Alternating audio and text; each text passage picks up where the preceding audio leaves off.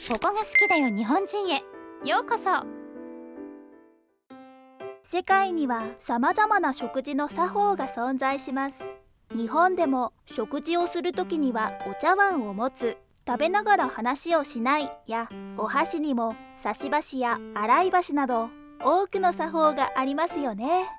そのような多くの作法は外国と日本では違いがあるのです。日本人は作法を守って食事をしているつもりでも、外国人はそれを見て驚くこともあると言います。今回はそんな外国人が目を丸くする日本人が当たり前に行っている食事作法についてご紹介します。こんにちは。私の名前はシリラット。タイ出身の19歳よ。私は小さい頃から鉄道が大好きで、お母さんと一緒にタイの鉄道をよく見に行っていたの。タイの鉄道は黄色や赤色、青色などたくさんの色が入っていてカラフルで、鉄道によっては人や市場の真横を通ってとても迫力があるのよ。高校生の頃、家の近くの鉄道の写真を撮っていたら、あなたも鉄道が好きなのと女の子から声をかけられたわ。彼女は隣町の高校に通う同い年のミサコという名前で、タイと日本のハーフだったのよ。お互い鉄道好きという共通点があったから、私たちはすぐに意気投合してとても仲良くなったわ。私の好きな鉄道の話をしていると、ミサコがそれらがもともと日本で走っていたことを教えてくれたの。それから日本の鉄道にも興味を持ち始めて、日本の鉄道を調べていたら、日本の鉄道は見た目がスタイリッシュでかっこよくて、ますます鉄道にのめり込むようになったわ。その中でも一番気に入ったのが新幹線。日本の至る所を走っていて、スピードは最高時速320キロも出るらしいわ。どれほど速いのか想像もできないわね。見た目も白に青い線が入っているものや、赤色や緑色の新幹線もあって、どれもとてもおしゃれで、先頭の形は今まで見たことのない形をしていて、とても興味深かったの。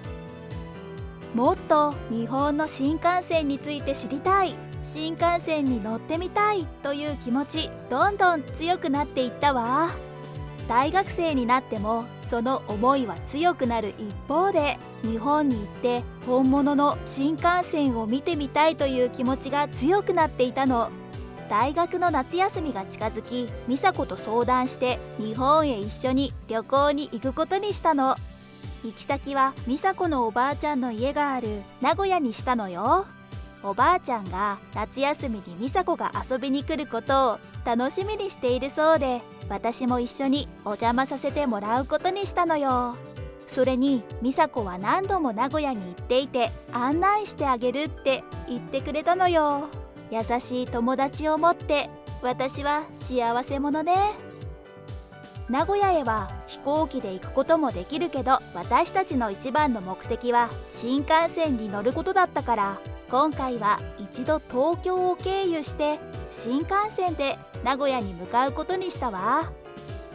旅行当日、憧れの日本について最高の気分だったわ。東京を経由し新幹線乗り場に着くと、何度も写真で見ていた新幹線が目の前に到着したの。新幹線は白に青い線が入った車体に、先頭は尖っていて、思った以上に素敵でワクワクが止まらなかった。念願の新幹線に乗ろうとしたら、美佐子にまだ乗ってはダメよと止められたの。不思議に思っていたら、掃除道具を持ったスタッフがやってきて、テキパキと新幹線の掃除を始めたの。新幹線はその駅が終点だと毎回こんな風に掃除をするから、新幹線の中はきれいに保たれているのね。新幹線が走り始めると、全く揺れることもなく快適な乗り心地にも驚いたわ。時速320キロなんて言うから、ジェットコースターみたいな感じなのかと思ったら、全然そんなことないのね。東京から名古屋って在来線で行くと6時間かかるそうなんだけど、新幹線に乗れば1時間30分で着いたわ。新幹線って本当に早いのね。目的地である名古屋に着くと、私たちはお腹がペコペコだったからラーメンを食べに行ったのよ。タイにも日本のラーメン屋さんがあって、私も何度か食べたことがあって大好きだったの。本場で食べれるなんてとてもテンションが上がったわ。タイでは豚骨ラーメンしかなかったんだけど、日本には味噌ラーメンや醤油ラーメンとかたくさんの種類があるのよね。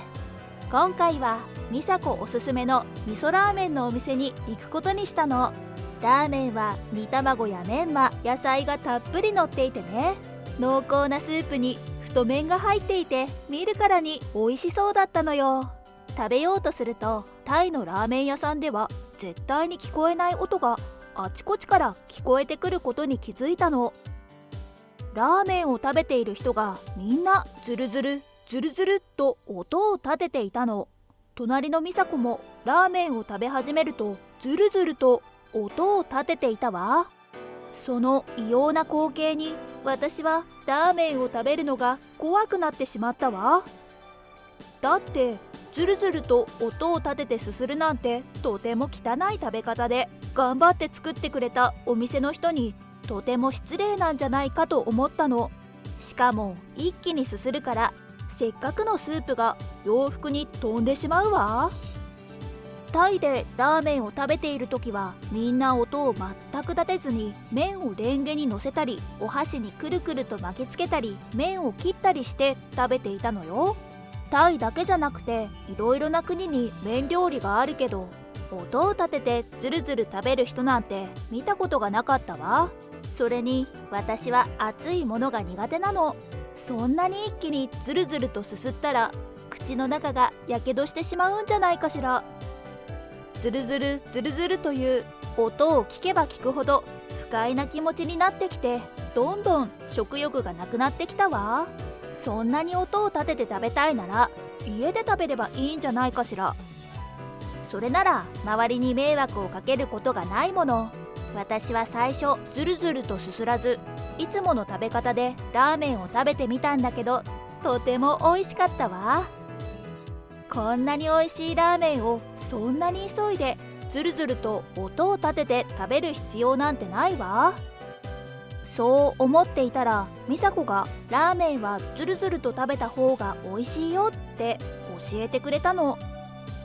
お店の人に失礼じゃないかしらと美佐子に聞いたら、それを見ていたお店の人が、俺は豪快に食べてもらった方が嬉しいし作りがいがあるさと笑顔で教えてくれたわ。お店の人にそう言われて覚悟が決まったわ。美佐子や周りの人の真似して私も思い切って麺をすすってみたんだけど、思ったように口の中に入れられなくて混乱してしまったのよ。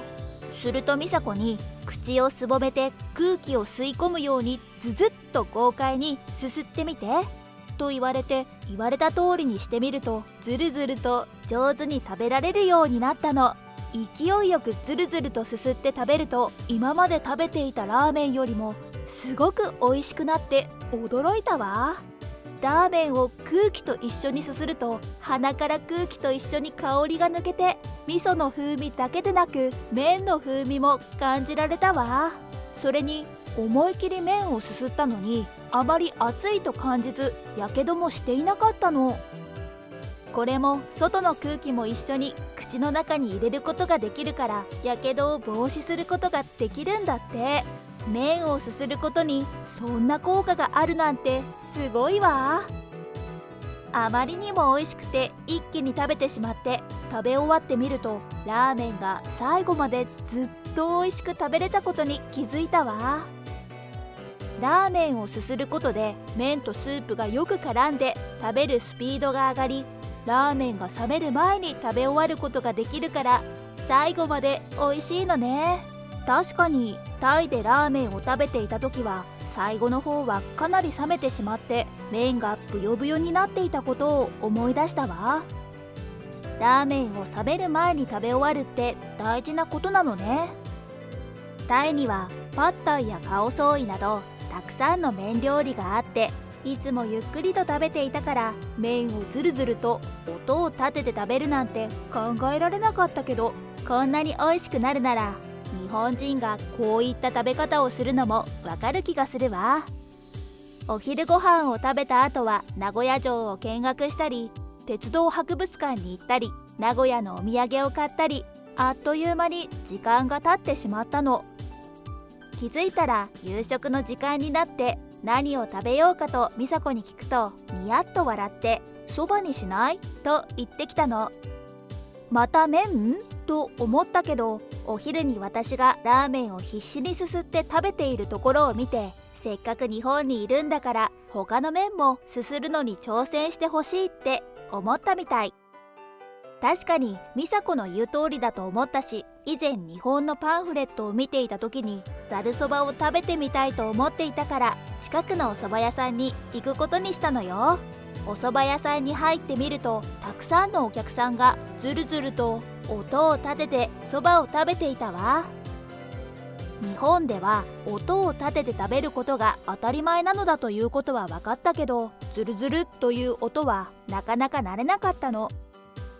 注文したざるそばが運ばれてきて、初めて見るおそばに一気にテンションが上がったわ。おそばをつゆにつけて、最初はやはり音を立てずに食べてみたの。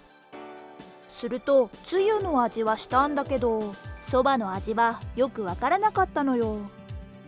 美佐子に「おそばは味がしないの?」と聞いてみると、おそばはずるずると音を立ててすすって香りを楽しむのよって教えてくれたわ。ラーメンを食べた時のようにずるずるっと勢いよくすすってみると、美佐子の言っていた意味がよくわかったの。そばの香りが鼻に一気に流れ込んできて、今まで感じなかったそばの味が口の中に広がったわ。日本人はこんなお蕎麦の繊細な味を楽しんでいるのね。とても素晴らしい料理ね。日本旅行は本当に楽しくて、あっという間に時間が経ったわ。日本の文化を肌で感じることができ、体験することができて、本当に良かったと思っているわ。また日本に来たいわ。麺をずるずると音を立ててすすることは、日本人にとって当たり前の光景ですよね。もともと日本人はそばの香りを楽しむためにすするようになったと言われています。それだけ日本人は食事の味だけでなく、香りも大事にしているのではないでしょうか。確かにずるずると大きな音を立てて食べることは、そういった文化のない外国人にとっては不快に感じたり、マナー違反だと思ってしまうのは仕方がないことかもしれません。しかし日本に来た時は豪快に麺をすすって食べてみてはいかがでしょうか。今まで感じられなかった麺の香りを思い切り感じることができるかもしれません。最後までご視聴いただきましてありがとうございました。視聴者の皆様のご意見ご感想をコメント欄までお寄せください。もしよろしければ高評価やシェアしていただけると嬉しいです。それではまた次回の動画をお楽しみに。